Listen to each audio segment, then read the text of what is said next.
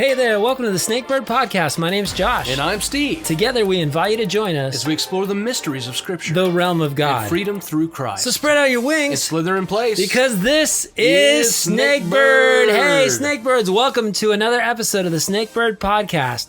Today we're picking right up where we left off last time with part 2 of our Are We in the End Times discussion, talking about all things eschatological, which means the last days. Yeah, end times. So we hope we left you hungry on that last episode because we still got a lot to cover in this one. So are you ready to dive back in, Josh? Yes, check it out. Okay, so verses 36 through 41.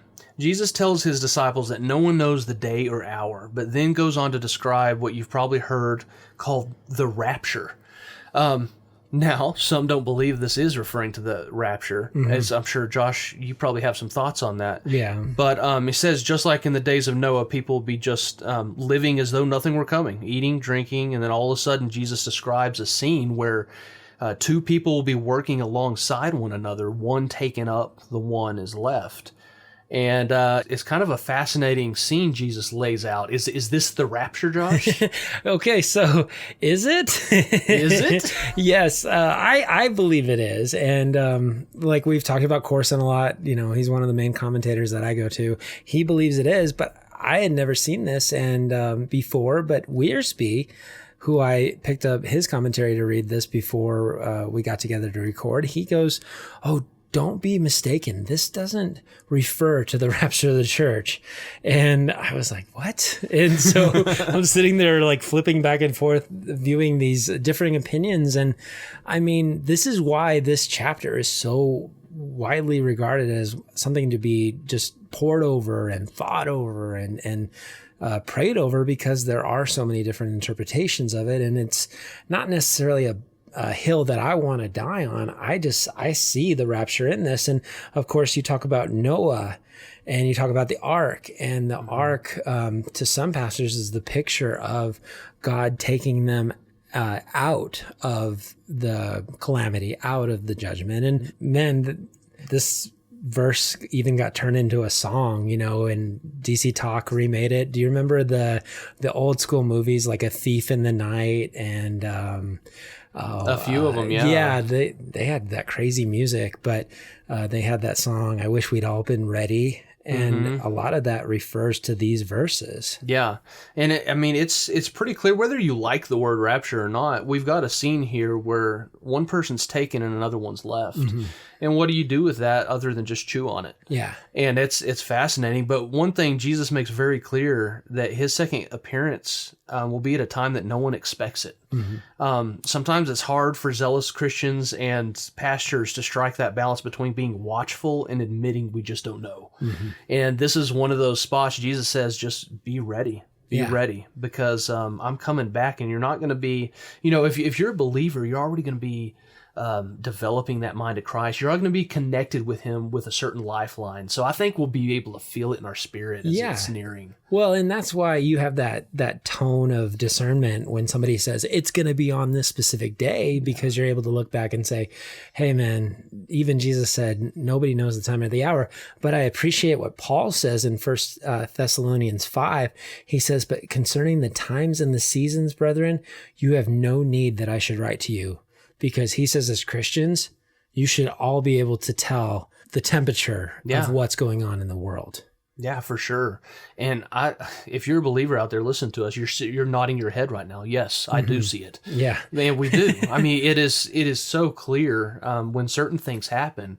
It's almost like, you know, I feel a disturbance in the force. You know what I mean? Yeah. It's a very much like that. Well, yeah, because there's news stories that come out and you're like, oh, wow, that seems like it has heavy biblical implications. And the hits just keep on coming, much like we were talking about with the birth pangs of going, oh, wow, it's getting more rapid and more intense. Yeah. Absolutely. I also want to say this, if you're out there and you go, well, the word rapture is never in the Bible. Well, it's not, but the word caught up is harpazo. And then if you translate it into is it the Latin? I've heard it's in the Latin. Yeah. It actually says it, which was the one that Jesus spoke Latin. Might as well say King James. There you go.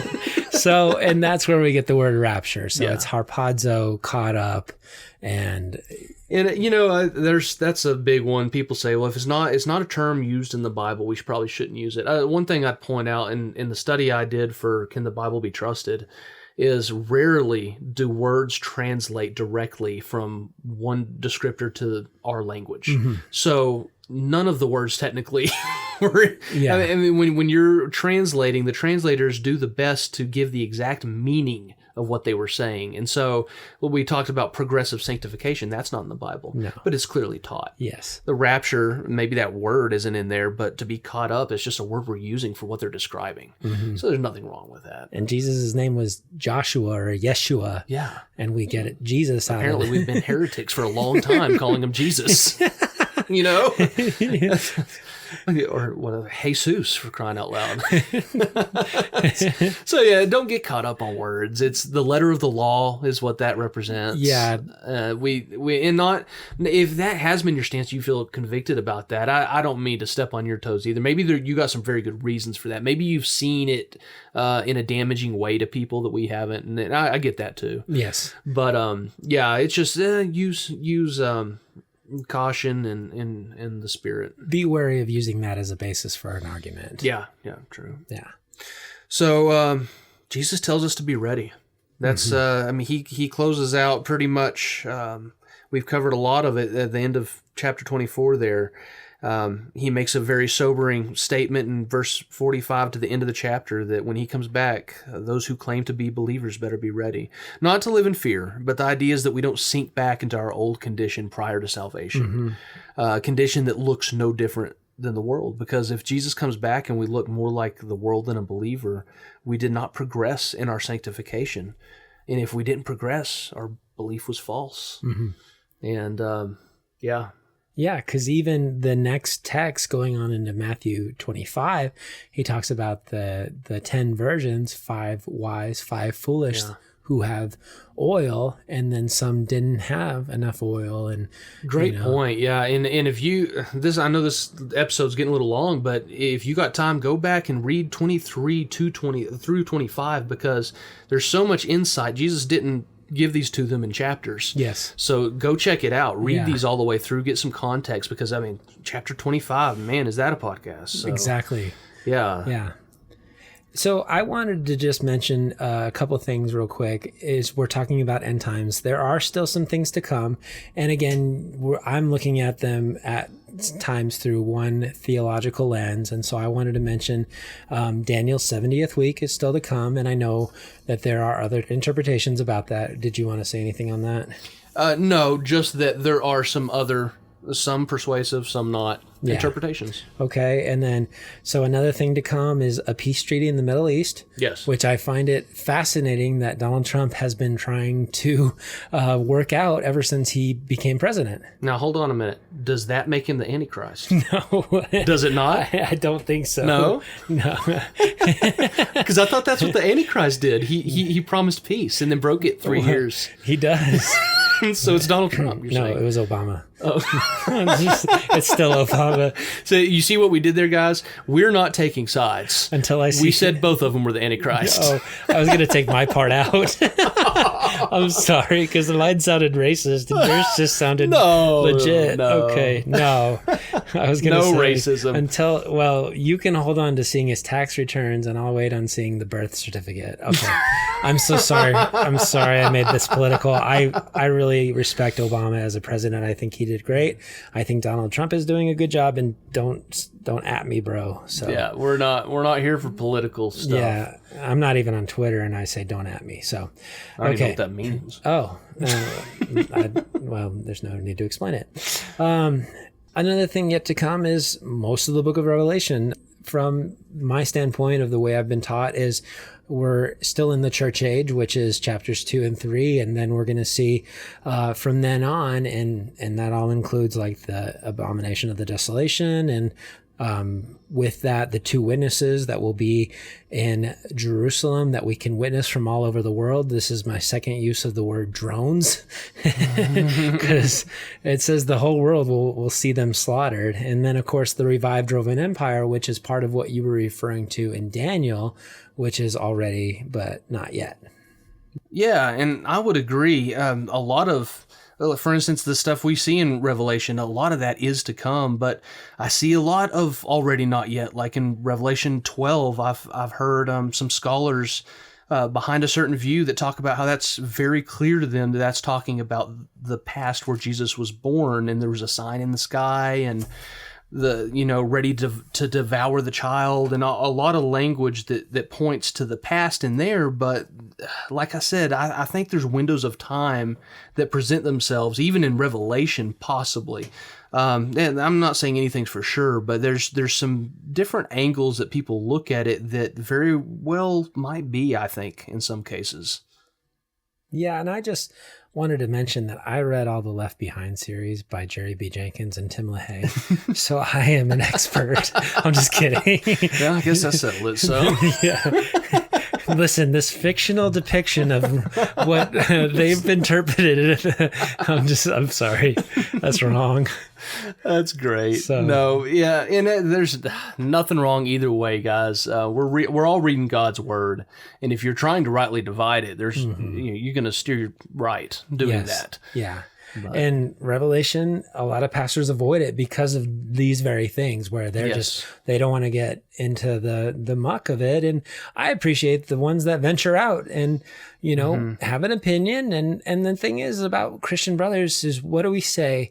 In the essentials, unity; in the non-essentials, liberty; and in all things, charity. Yeah. Because this is not going to change our belief in Jesus Christ. Yeah. Absolutely. This doesn't change my belief that he died and rose again, and he died for the sins of all mankind. And it doesn't change my love for my brother Josh here, or my love for my brothers and sisters when I visit a denomination that I don't agree with. That doesn't, our love for each other shouldn't be defined by our stances like that. I just pray harder for you. Yes. You and yours and I and his. You were so serious, and I'm like, why should I joke about this? But I did it anyway. We're humorful people. We are. That's not a word. I liked it. Yeah, I did too. I'm going to keep using it. Okay, so as we close up, because we've been going for a while now. Yeah. I thought we should do a rapid fire round. Yes. Of just asking some questions and just kind of getting our take on them and giving the best answers that we can give. I know that we might have already touched on a few of these, but it won't necessarily hurt to hit them again. So let me ask the first question. Does the Bible specifically mention a virus like COVID-19? Yes, the Bible mentions viruses, of which COVID is a piece. Yes. Some of the first scriptures that we already went through that people go to, Luke 21:11, Matthew 24:7, where we hear the unmistakable end times language affiliated with the increasing in number and intensity of birth pain type things, earthquakes, famine, pestilence. When you said it's just a piece, I heard it in the Nacho Libre voice. It's just a piece. I love it. So not necessarily, but yes. So, I mean, hopefully that is clear as mud in terms of answering that question. Yeah. Not necessarily COVID-19 specifically, but troubles, pestilences, plagues. And remember the birth pangs, because even hundreds and hundreds of years prior to Jesus, 2 Chronicles 7:13, when I shut up the heavens so that there's no rain or command the locusts to devour the land or send pestilence among my people. These things have been happening slowly, bigger, greater intensity, birth pangs. I think you're answering this next question right now. Is COVID-19 a sign of the end times? A piece. One of the pangs. Birth pangs, yes. So the creation groaning for its creator to re-establish perfection. Yeah. Behold, I saw a new heaven and a new earth. So, yes. Okay. This is a random one. Did Bill Gates do this? Oh, Josh, this is a silly question. Everyone knows the answer to this. Yes, of course, in some form or fashion, Bill Gates had something to do with this. It all comes down to the billionaires. On a more serious note, I've got a little bit on this. Okay. Not to make light of those who would make such claims, if Bill Gates or any other elite billionaires had something to do with this, then they would merely be puppets of Satan. Mm-hmm. I actually do fall into a category that some might consider a fringe belief. But I've come to those stances from reading the Bible without a filter. I was kind of raised in a controlled theology, and as I've slowly broken out of that box, I've come to believe that the truth truly is stranger than fiction. And it's not that far of a stretch that Satan would use some of the wealthiest, self-seeking people on this earth to do some very nefarious things. I'm not talking specifically about COVID here, by the way, just to throw that out. But looking back as far as even Nimrod, who was the great-grandson of Noah, who was basically the human father of Babylon, which some say is far gone, but we see Mystery Babylon in the end-time scenario in Revelation. And I believe that Satan has been using wicked elites from day one to build his cities, to push his agenda, war against the seed of the woman. And just to bring some modern examples here is an article from February 2015 from the European Financial Review. China and Europe reconnecting across a new Silk Road. We're talking about New World Order here. We're talking about, that's not just a conspiracy term. That's something that's being done. Another news article from April of 2019 with the headline reading, Russia says New World Order being formed. We've had American presidents, some in support of and others warning that we're approaching a New World Order. Powerful men like George Soros rise up, and we actually have seen paper trails that show their involvement in molding global mindsets. And I think these people believe whatever promises Satan is making them in whatever form that may be. And so could Bill Gates be behind this? Perhaps, perhaps not. But it doesn't matter in the end for a believer. No. Because we will be with the Lord. And it's not that far of a stretch to think Satan uses self-seeking billionaires. Absolutely. There's probably some things going on that are way worse than we think. Yeah. But I'm not saying exactly what it is because I don't know. So, okay, I did some research on this, and I don't think he did necessarily, but what you presented is not far-fetched at all. And I think, like you said, Satan is able to use people that are susceptible to his influence for his purposes. He did kind of eerily predict or warn us about a coronavirus, and he even tried to take steps to have a plan in place for when it did come. So, I mean, that's a red flag, yeah, if nothing else. Yeah.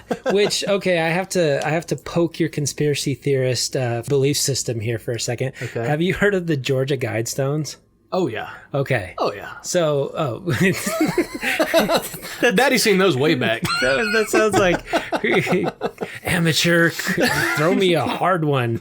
But it seemed like a group of wealthy individuals that wanted these set up for a specific purpose of saying, hey, when the nation or when the world nukes itself, you can reset, reestablish society. Maintain a population, I believe, of 500,000. Or I believe. I thought it was like 150 million. Maybe it was. But was... either way, that's a lot fewer people than we have right now. You have to kill like 1 in 13. Very nefarious things going on with that. And you have to kill 12 of 13, I'm sorry.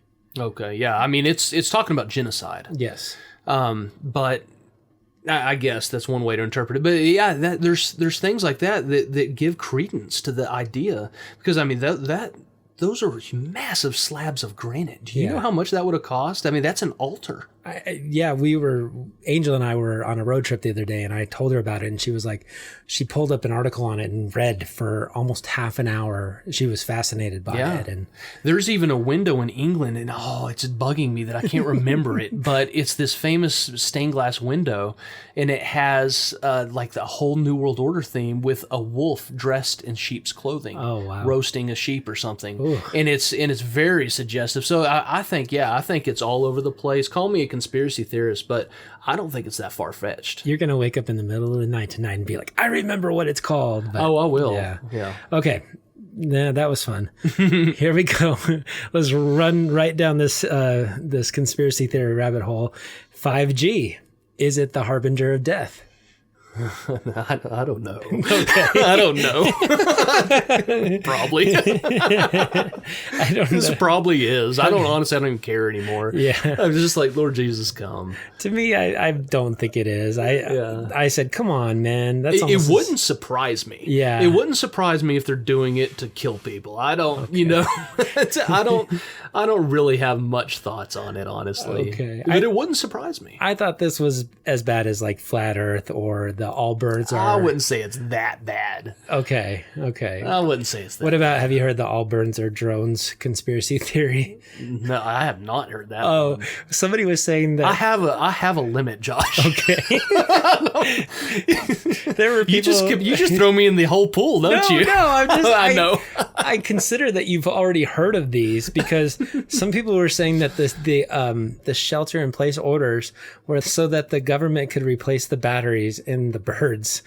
You're kidding me. I'm not kidding. I did not hear that. And that might be an internet joke, but I've seen it. So I thought clearly my conspiracy theorist friend has seen it. So yeah.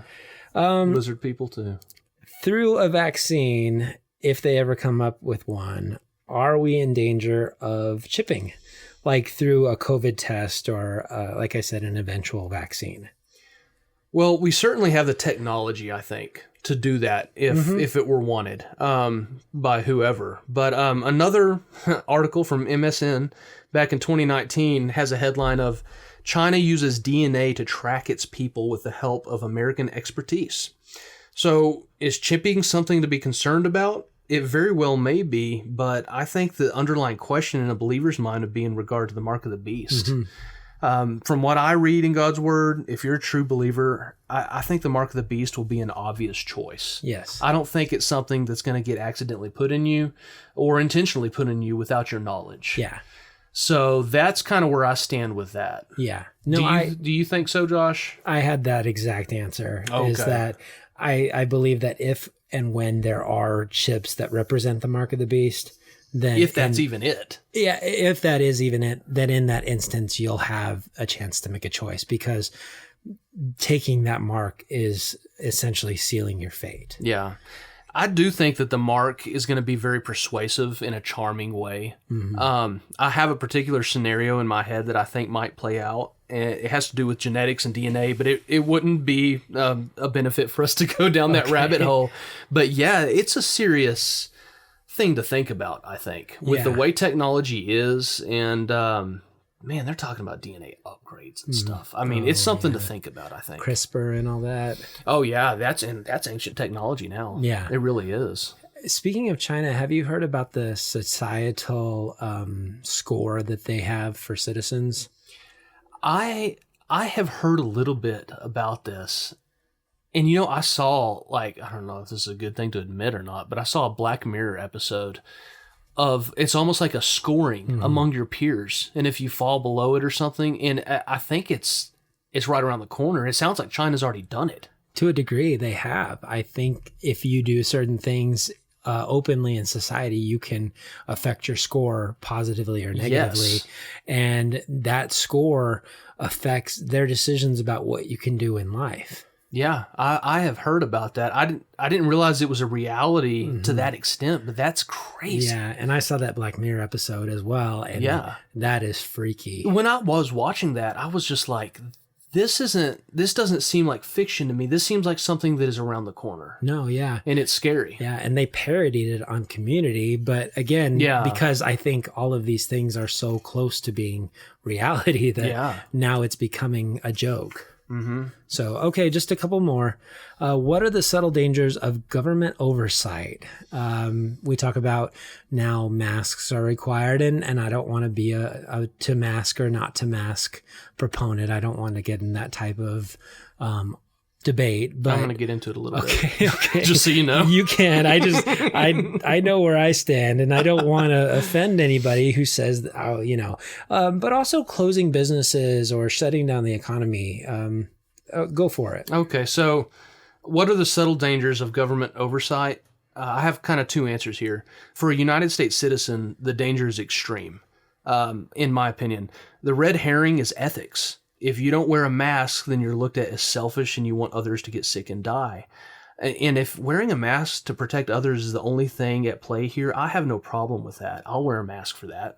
That's not a problem for me. But from what I've been observing over the last 10 years, and especially the last 3 months, for crying out loud, I've never seen something move so fast in 3 months based on such little data. And this seems to me like a test run in obedience and submission. That's what it seems like to me. Like I said, I have no problem wearing a mask. I'll do that all day long. But I think if our country's founders were to see our system, what it looks like right now, they would say, yep, that's exactly what we ran from. That's the very system that made us start the United States in the first place. So for a citizen of the U.S., I believe it's a cancerous tumor that'll keep growing until we agree to surgery. But with all that being said, though I get frustrated with it, I try not to bother myself with it too much. The reason is because we already know that things are going to go downhill and they're going to get nasty as the end approaches, not just in the U.S., but globally. And I know which side I'm on. And so I think of Romans 8:18 through 22. For I consider the sufferings of this present time are not worthy to be compared with the glory that is to be revealed to us. And we've finished that verse off previously in the episode. But I think of that. That's the amazing thing about our identity in Christ, that no matter what comes at us, no matter how many freedoms we feel are being stripped away from us, our identity's not in that. I really dislike, even though I love the freedom we have in this country, and it makes me sick at my stomach to see how it's being ripped away. My identity is not in this country. No. I do not like how people have married Christianity in being American. I can't stand it. We are Christians first and foremost, and if our country falls just like Babylon, just like Persia, just like Greece, just like Rome. It's no different. So our identity falls in Christ, and I don't think that believers need to be so patriotic that their love grows cold. Yes. Yeah, because that's an interesting way to say it, is that our religious freedom and our American freedom, not the same thing at all. Two different things. Yeah. So if I were to answer this, I would say there are subtle dangers of the slippery slope, where you talk about loss of freedom of religion, loss of freedom of speech, and that a lot of times what we've been seeing is that everything has the potential of becoming a hate crime now in the society that is becoming more and more rigid on what is black or what is white. And again, that's not a racist comment. That's not referring to the color of people's skin. It's just, you have to walk a specific line. And if you step outside of those lines, then a lot of times people are trying to implement that cancel culture mentality upon you. The hive mentality. Yeah, and it's scary because something that somebody said 10 years ago that maybe they don't even agree with anymore, and they've grown as a person since then, can revisit them and almost to a degree ruin their lives. Your rating in society is kicked in. Yeah, Black Mirror, yeah. Yeah. Yeah, so I mean, it's one of those things, and, you know, the subtle is the word there of like you said, the test of obedience or the preparation of obedience. So yeah. And I'll just say this while we're still on the topic of masks. Cough drops aren't good when you got the mask on. I mean, it burns the eyes. I'm just going to tell everybody out there. So if you got the Rona and you got a mask on, it's going straight up into your eyes. I did it the other day. I didn't have the Rona, but... You had a cough drop in? And I had a cough drop in. Have you tried to do that with a mask on? No. Try it tonight. You'll know exactly what I'm talking about. Okay. I work in a workplace where I have to talk to people, and I put the mask on, and I put a cough drop in, and it was terrible. It was Mr. Freeze in HE double hockey sticks in my eyes. So I just... Okay. I didn't mean to derail us there. Do you think it'll happen with really like minty gum? Yeah, it will. Okay. Mint gum will work too. Okay, I'm going to try bad. that. Anything menthol. Okay. And it's not, yeah, I'll just leave it alone. Okay. Here's another, hopefully rapid fire question. Will America recover from this? I don't know. Yeah. I honestly don't know. I don't think it will. Yeah. I think it's going downhill, and I think there's about to be another question: is will we even be around in the end times, the real end times? Yeah. I don't know if it will recover, but I mean, more than I pray for recovery, I pray for revival. Yeah. because we are the most wicked that we've ever been. And every generation says that, but yeah. And I don't mean to sound like a killjoy and say, no, we're not going to recover for this. We're dead. We're done. That's not my approach. I see the way our society and our country has been slowly drifting from God. And I see what happens to countries that has happened to throughout history. And I don't see us turning around. Yeah. I mean, we're getting faster in the other direction. Well, even modern philosophers say that they see parallels between the downfall of a certain type of society and what America is going even through stepping right out now. of the religious box, just looking at it from that philosophical standpoint, that what is happening, we're in for some tough times unless we agree something needs to be done here. Yes, setting all faith aside, just looking at it from that standpoint, it's still evident, And even more so when you jump into the reality of God. Back into it, yeah. Okay, so what do Russia, Iran, Turkey, Syria, and Israel have to do with all of this end times stuff? Probably a lot. I feel like I should be on one of those, Family Food. Good answer. I've heard a lot. About how it could come together with all of them. And it's one of those things I say, I could see it this way. I could see it that way. What do you think, Josh? Well, okay. So I just want to preface this question again. And I think I've mentioned this before, but it's almost like when you bring up the Holy Spirit in certain types of churches, some people are like, ooh, we're talking about spiritual gifts, and they get really excited. And then others are like, oh, I don't know if I want to dwell on this. And there, maybe you have some people are more Pentecostal and some people are more reserved.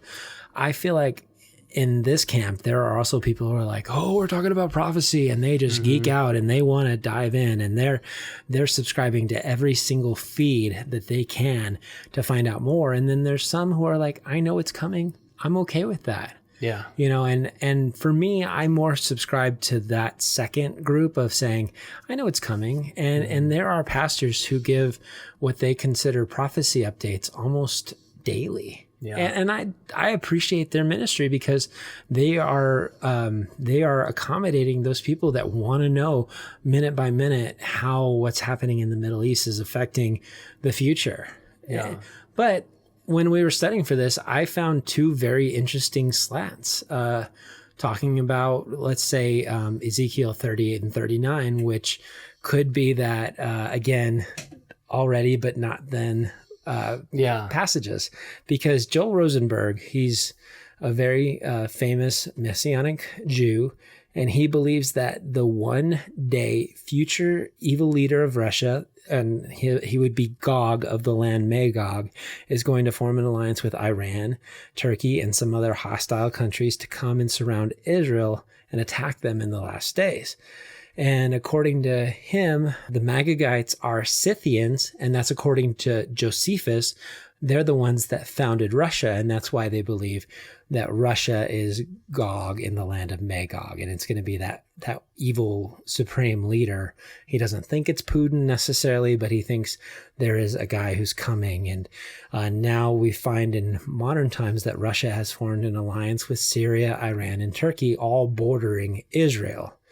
And I didn't know this until I started looking into this. Putin has actually blocked all forms of sharing the gospel in Russia.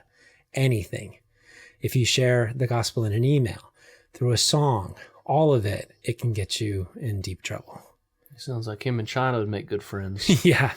And so, okay, so there's that slant that, when it talks about in Ezekiel 38, that the land in the north is Russia.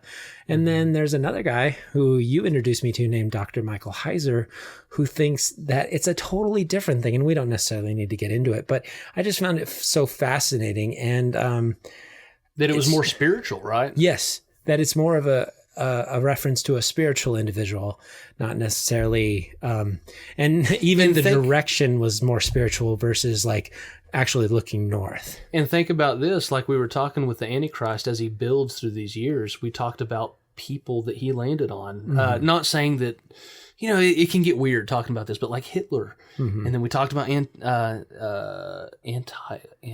Antiochus. Antiochus. I was trying to say the other way. Antiochus. Yeah. Yeah. Yeah, him and the future one, or Titus. And you think about that, spiritual or real, could be the one and the same. Yes. And so I do want to say this. If you geek out about prophecy, please continue to. Yeah. And if it's not your cup and you just know that whatever's going to happen is coming soon and you have the gospel just ready to share in your heart, then that's all right as well. Yeah, for sure. And I was talking to a soldier one time, and he was telling me about one of his tours, and I can't remember exactly how he phrased it, but he was talking about the most dangerous threat is the one that's nearest to you. Mm-hmm. So I always think about that when I read Jesus' words about be watchful for these things. When it's near to you, I get more interested in it. Yeah. And I try not to dwell on it so much that I lose focus of what's real, what I'm supposed to be focusing on. But there's going to be times coming soon, Christian, where this is going to become more and more real and get closer and closer as a threat. Yes. And so we need to be watchful. We don't need to ignore it, but we don't need to dwell on it. Yes. So yeah, you said it well, but it made me think of that. So I thought I'd throw that in. Okay, that's great. I think that's a good point.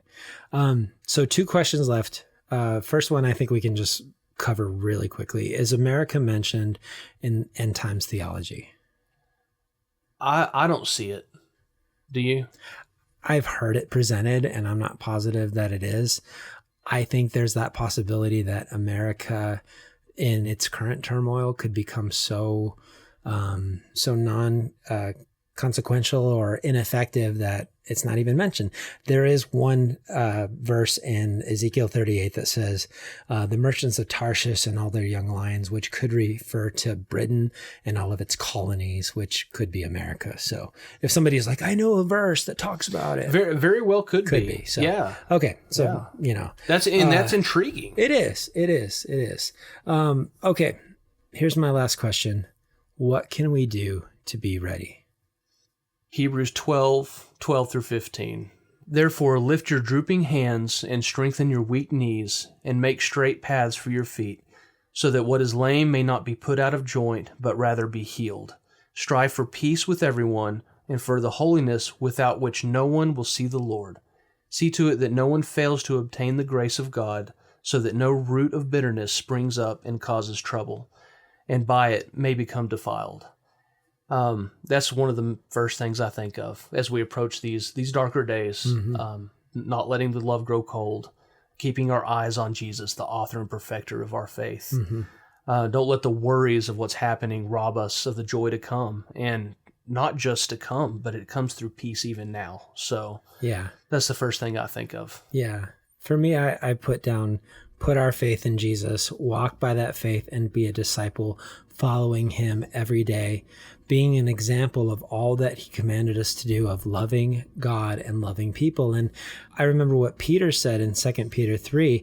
He said, most importantly, I want to remind you that in the last days, scoffers will come, and there will be people that say, Jesus isn't coming. He's never coming, because they said, mocking the truth and following their own desires, they will say, what happened to the promise that Jesus is coming again? From before the time of our ancestors, everything has remained the same since the world was first created. They deliberately forgot that God made the heavens long ago by the word of his command, and he brought the earth out from the water and surrounded it with water. Then he used the water to destroy the ancient world with a mighty flood. And by the same word, the present heavens and earth have been stored up for fire. They are being kept for the day of judgment, when ungodly people will be destroyed. Peter goes on to say this, but you must not forget this one thing, dear friends. A day is like 1,000 years to the Lord, and 1,000 years is like a day. The Lord isn't really being slow about his promise, as some people think. No, he is being patient for your sake. He does not want anyone to be destroyed, but he wants everyone to repent. And Jesus would follow that up with, when these things begin to happen, stand up and lift your heads, because your redemption is drawing near. Luke 21:28. Yeah. So, yeah. Yeah. And whatever happens, we take heart that God is in control. Our mission at this moment is to not fear the future or be doomsday preppers. Not necessarily, like I wasn't saying. It's healthy to prep a little bit. Yeah. What is the verse? Even the grasshoppers prepare for the winter. Yeah. But our mission is to be ambassadors for Jesus, inviting people to come and be citizens of a kingdom that will not perish or be overthrown. Don't cling to this kingdom. Yes. So, are we in the end times? Yeah. Yeah. And it's getting closer. We're not quite there. We're almost there. Yep. It's birth pangs. It's going to get more rapid and more intense. I mean, I guess we could just say, could it happen tomorrow? Could it happen tonight? Yeah. Yes. Could it happen in 1,000 years? Yeah. Yeah. I don't think it is going to be 1,000 years, though. I don't think so either. What'd you say? You said 2048 or something. So I did. Now I sound like a false prophet. Yes. By 2048, no. It could. Yeah. And keep in mind, guys, we have a limited time in this shell. Mm-hmm. When it's expired, and we do not know when that is. It could be in a car wreck tomorrow. That could be our rapture. That's our rapture. Yeah, exactly. So regardless of when Jesus comes, we're going to see him sooner, likely anyway. So, with like you said, that guy said it within the next 100 years. Yeah, for all of us. So be ready. Don't be afraid of the end times. No. There's a lot of fear associated with the end times. Mm-hmm. You know, the apocalypse. We have a hope that no one else can have as a believer, and we want to share that hope. Yeah. Yeah. So we hope this encourages you that while, there's some stuff, the unknown is scary sometimes, but we know the destination we're going to go to. Yeah. And that's why I appreciate that Jesus says he's our anchor. Yeah. So, well, if you were listening to this and you're like, man, I have some questions, or I have a prayer request, or I just want to talk about this episode, then we encourage you to connect with our community. You can do that by posting on our Facebook page, Snakebird, or you can send us a direct message. You can send us an email at connect@snakebird.com. Whatever it is, we want to hear your thoughts. And if you have questions, we want to give you some clarity. And maybe it's what verse did you quote, or where were you going with that specific thought? And we'd like to hear what you think about some of this. Some of you guys probably have some scholarly pursuits in some of these areas where we just kind of basically just didn't do it justice. The surface. Yeah. Exactly, didn't do it justice. And so we'd like you to weigh in, and doing that in a comment under our Facebook page would be an excellent way to do that. Yeah. And guys, if this is helping you on, we hope it is. That's the whole reason we're doing it, is for the building up of the saints and to spread the gospel to those who don't know it. If it's effective in any way, we would greatly appreciate it if you could share us, or give a good review or 5 stars on wherever you listen, because that really pushes the podcast out there to more ears. Ears are souls, and that's what this is about. It's about the gospel. So if you deem us worthy, we would greatly appreciate that. Yes, that's a great way to put it. Please subscribe, please share it. It's not for us, it's to get the message out. And so, always remember, whatever you do, wherever you go, no matter what life throws at you, there's never been a better time to follow the words of Jesus. And get ready, because his return is so near. And be a snakebird.